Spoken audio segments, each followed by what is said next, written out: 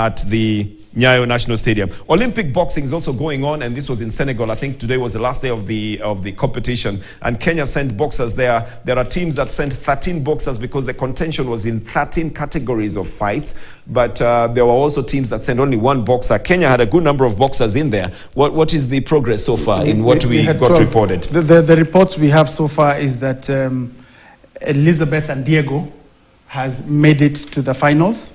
She's going to be fighting Khadija Mahdi of Morocco, who is the current world champion. Now, Elizabeth has met Mahdi before. They met in Delhi earlier in April, and Mahdi won that one. So the people, they're familiar with each other.